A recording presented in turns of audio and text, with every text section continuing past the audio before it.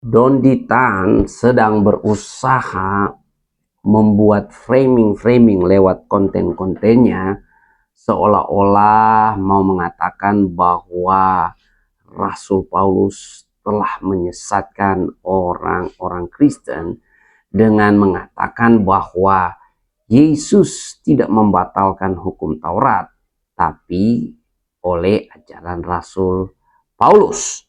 Mari kita simak bersama-sama video yang beredar di jagat maya yang saya temukan ya lewat postingan For Faith Watcher ya. Coba kita lihat bersama-sama. Yesus atau pengikut Paulus? Saya ada ayat-ayatnya. Nanti boleh diadu gitu ya. Yesus di Matius 5 ayat 13, jangan kamu sangka aku datang untuk meniadakan hukum Taurat, ya. Selama aku datang bukan untuk meniadakan hukum Taurat, tapi untuk menggenapinya. Selama langit dan bumi belum hancur, satu iota pun tidak akan dihilangkan. Kalau Yesus tidak membatalkan hukum Taurat, berarti Yesus hidup di bawah hukum Taurat. Kalau Yesus hidup di bawah hukum Taurat, berarti Yesus makan babi nggak? Hah? Enggak. Berarti Yesus sunat nggak? Sunat. Tapi Paulus di Efesus pasal 2 ayat 15 mengatakan, dengan matinya Yesus sebagai manusia di atas kayu salib, dia sudah membatalkan hukum Taurat. Ini kata Paulus. Yesus nggak pernah bilang, nanti kalau aku mati di atas kayu salib, aku sudah membatalkan hukum Taurat. Nggak ada ayat begitu.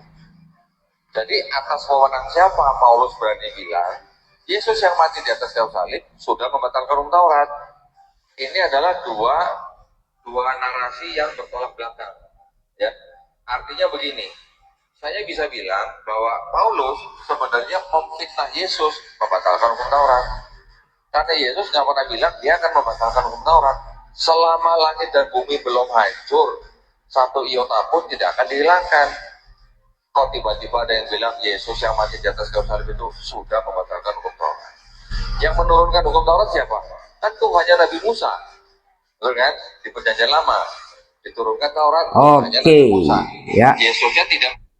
Jadi ini framing yang dibuat oleh Dondi Tan. Kalau Anda tidak mengerti Alkitab, Anda akan seolah-olah terbawa oleh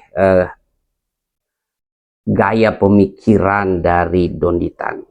Apa benar Yesus tidak mengatakan bahwa hukum Taurat sudah selesai? Mari kita melihat apa yang tidak dikutip oleh Dondi Tan. Dondi Tan hanya mengutip Efesus pasal 2 ayat 15, di mana Rasul Paulus yang mengatakan bahwa dengan matinya Yesus Kristus sebagai manusia di atas kayu salib, dia sudah membatalkan hukum Taurat. Ini sejalan dengan apa yang Yesus ajarkan. Kita lihat bersama-sama. Yang pertama di dalam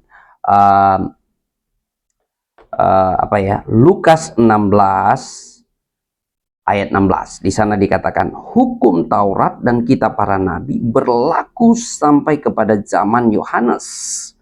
Dan sejak waktu itu kerajaan Allah diberitakan dan setiap orang menggagahinya, berebut memasukinya. Yang pertama, Yesus sudah buat statement yang jelas bahwa hukum Taurat hanya berlaku sampai zaman Yohanes Pembaptis. Kenapa demikian? Apakah bertolak belakang dengan apa yang Yesus katakan bahwa satu iota pun tidak akan dihapus dari hukum Taurat sebelum semuanya terjadi? Tentu saja Yesus tahu karena dia firman Allah. Hukum Taurat tidak akan dihapus, tidak akan dibatalkan sebelum semuanya terjadi. Masalahnya, saudara, Alkitab sendiri menjawab di dalam Lukas pasal 24 ayat yang ke-44. Di sana dikatakan, ia berkata kepada mereka, inilah perkataanku yang telah kukatakan kepadamu ketika aku masih bersama-sama dengan kamu, yakni bahwa harus digenapi semua yang ada tertulis tentang aku dalam kitab Taurat Musa dan kitab nabi-nabi dan kitab Mazmur. Lalu ia membuka pikiran mereka sehingga mereka mengerti kitab suci. Segala sesuatu yang dinubuatkan oleh Taurat telah tergenapi di dalam diri Yesus Kristus. Makanya hukum Taurat tidak berlaku lagi bagi orang Kristen. Dan Yesus sendiri menyatakan bahwa masa berlaku hukum Taurat hanya sampai zaman Yohanes Pembaptis. Kenapa hukum Taurat tidak berlaku lagi?